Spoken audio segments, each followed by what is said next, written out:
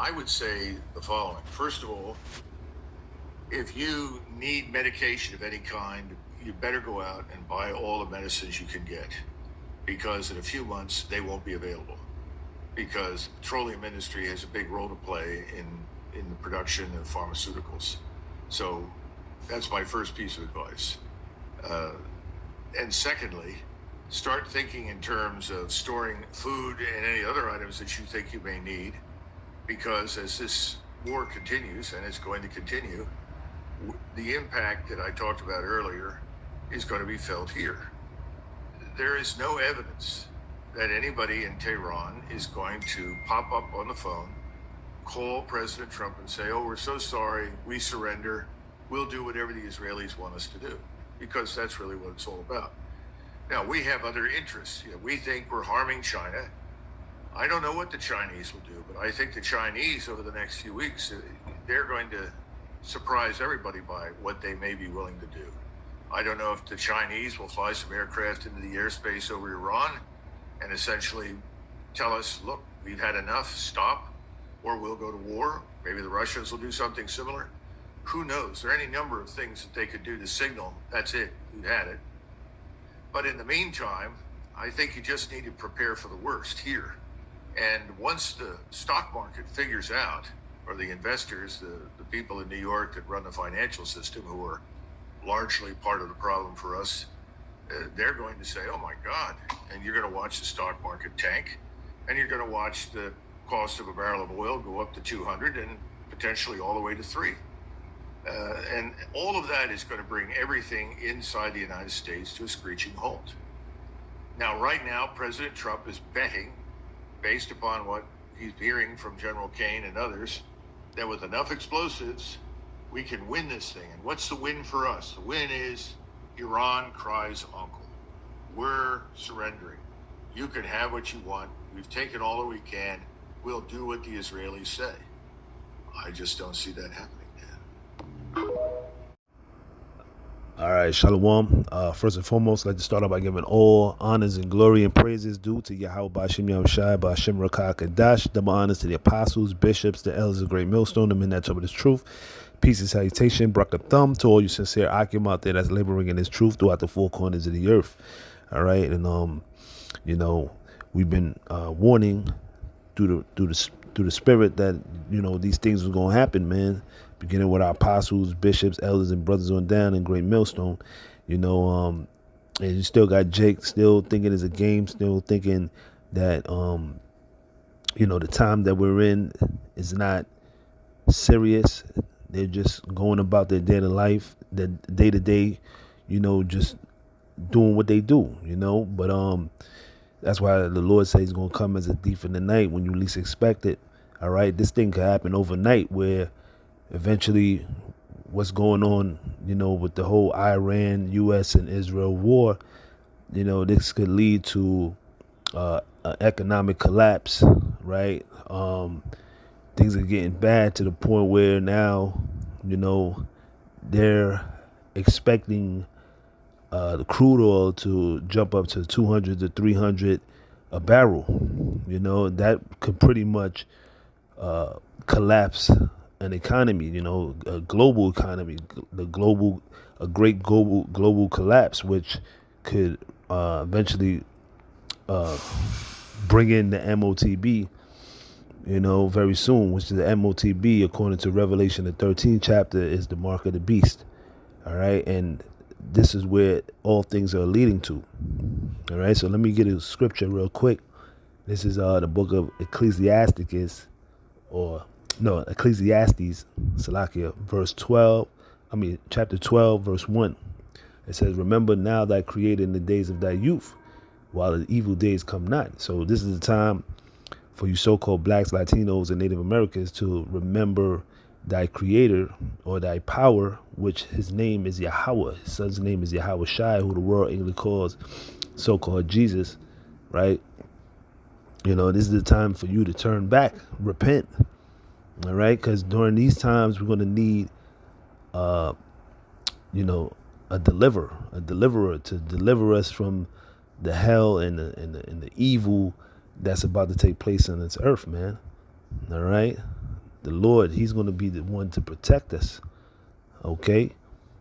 You know, it's a time where, you know, eventually, you know, if you don't have Yahweh Hashem Yahshai with you, all right, you are definitely going to succumb to this man's system, or you're just going to die here.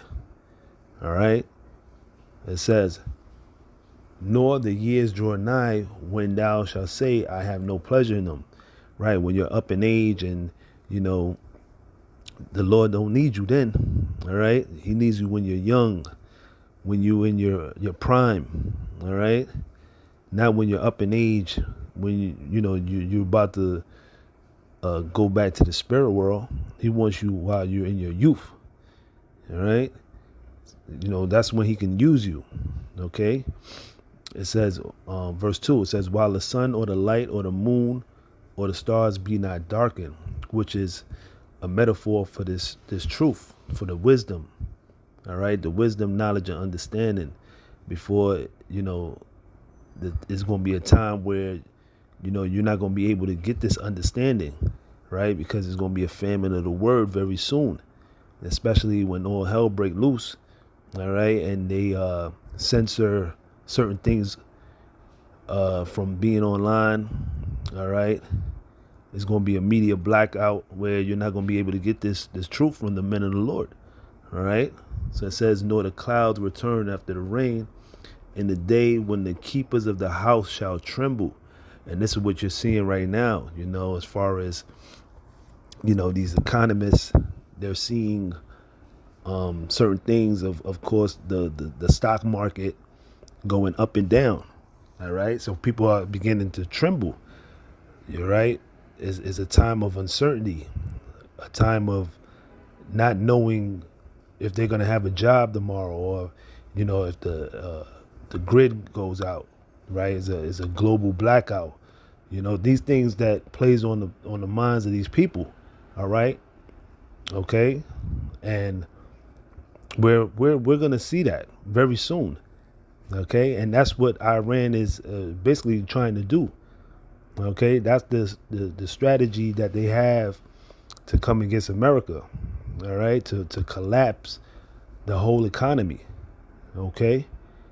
You know, it says, and the strong men shall bow themselves, and the grinders cease, because they are few, which is talking about these jobs out here, man. The job market, eventually, you know, it's not going to be any jobs due to AI, due to the economy is going bad. You know, very soon it's going to be where, you know, it's going to be hyperinflation.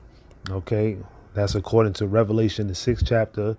The black horse is going to be famine / hyperinflation, because it says a penny for wheat. You know, that's in comparison of, you know, a day's wage, right? That's how much you're going to be paying just to get food. All right. A loaf of bread might cost you anywhere between $20 to $30. All right. A gallon of milk. Okay. We about to see things shoot up, you know, skyrocket the prices of everything right now out there in California and Los Angeles. You got gas for $8 a gallon. Okay. So just imagine when, you know, oil goes up to 150 a barrel, 200 a barrel. All right. You're going to be paying about $10, $12 a gallon, man. Don't be surprised, man. Okay. Especially if you want that, you know, if you got a car that you can't even use regular. You got to use premium unleaded, right? You know, you're going to be paying crazy. So these are the times we're in, man. And then what you going to do? You're going to have to make a choice whether you're going to put gas in your car or you're going to feed your family, man. So we're coming into some trying times, man. All right. But the scriptures speak on these things, man. You know, that the Lord he's going to take care of his elect. All right. Those that, call upon the true name, Yahweh Ba'Shem Yahushai, right? The Lord is going to take care of it, man. All right. It says, his servants shall eat and drink, right? With a majority of the world, they're gonna be ashamed. All right, they're gonna be starving. Okay, you know. So it says, the grinders cease because they are few, and those that look out of the windows be darkened. Right, meaning that it's not gonna be no future for America. Right, this place is not going to continue to go on. All right, I don't even see America lasting for another 5 years. All right, got guys saying that we might be here for another 20 years, 1,000 years, man. Showing you those guys are not watching. They're not seeing what the elect is seeing right now. Okay, we're living in the time of Esau, Edom's age. His time of his rulership is coming to an end. All right, and that's pursuant to 2nd Ezra, the 6th chapter, where it says the end of the world is Esau, and the beginning of it that followeth after is Jacob. All right, you so-called blacks, Latinos, and Native Americans, you represent Jacob. All right, you are the Israelites according to the Holy Bible. All right, so these are the times we're coming into, or we're, the near future that we're about to witness very soon, man. All right, it's gonna be a shift coming very soon, man. All right. And it says, verse 4, it says, and the doors shall be shut in the streets, right? It's talking about martial law, because things are going to get so bad, man, pursuant to what? 2nd Ezra, the 15th chapter, 16th chapter. You know what I mean? It's going to be anarchy, chaos happening in the streets, man. All right, curfews, lockdowns. You see? Because of the lack of bread, great tribulation. Okay, neighbor against neighbor, Egyptian against Egyptian. That's Isaiah the 19th chapter. All right. So these things are taking place right now, man. Because all hell's about to break loose very soon, man. People are going to lose it. All right. It says, when the sound of the grinding is low, and he shall rise up at the voice of the bird. Right. Meaning, that represents your alarm clock. And that time you ain't going to be able to hit the snooze button, because there ain't going to be no jobs for you to go to. You see, these are the times we're very much coming into, man. And everything is going to lead to that MOTB, man. That's where everything is going to, man. All right. That great reset where they're going to crash the economy. Okay. And they're going to set a new way of currency, where it's going to be digital currency in the form of a microchip. All right, that's what they're going to want implanted in everybody on the planet Earth, man. But only the elect is not going to take that. The elect is not going to be down with this beast system. They're not going to take the mark of the beast. While the majority of these people, they're going to be begging for things to get back to normal. They're going to be begging to go back to the clubs, to go to their jobs or whatever, to go back to the grocery store. We seen that during the time of the C-19. All right, that was the test. But now this is going to be the ultimate test, which is going to be the hour of temptation. All right, that's the time we're coming into. All right, where it's going to be great tribulation, but yet, the Lord said, all right, through great tribulation, that's how we're going to enter into the kingdom of the Most High. Because we know that we are going to suffer, but we're not going to suffer like 2/3 or the majority of these people in this world. All right, because yet, they turned their back on the Lord. The majority of Israel turned their back on the Lord. But for those of us that are believers, and we're going to keep the faith to the very end, the Lord's going to take care of, man. All right. See, these things the Lord already warned us and foretold us about. These things that was going to take place on the earth. All right. You might have Satan, he's going to try to fuck with you. But guess what? We have these scriptures to back the claim that the Lord is going to take care of us, man. Just like how he took care of the men of old. All right. Matter of fact, let me get some. This is the book of Sirach, chapter 2 and verse 10, right? It says, look at the generations of old and see, did ever any trust in the Lord and was confounded? Right. So look at all the men of old, the men that came, all right, that the Lord found favor with, and he took care of them, man. All right. Daniel in the lion's den, he had Habakkuk come, send him some food. You had Elijah, he was fed. I believe it was Elijah or Elisha, that they were fed with the ravens. The ravens, fed them. It was a lot of things that were going on that was spiritual that the Lord took care of. And he took care of his men. All right. Even us during the time of the wilderness, we was in the wilderness for 40 years. He fed us with manna. All right. The Lord always take care of his men.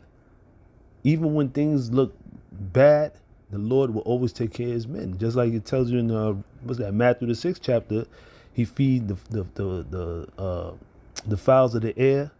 How much more greater are we than the fowls of the air, the birds of the air, right? He makes sure that they're fed.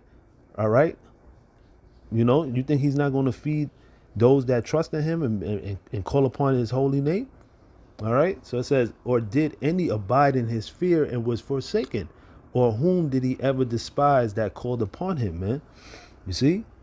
So, the Lord is going to take care of us, man. And best believe, that spiritual power is coming. All right. So, yeah, things are going to get bad. It's going to get real bad out here, of course.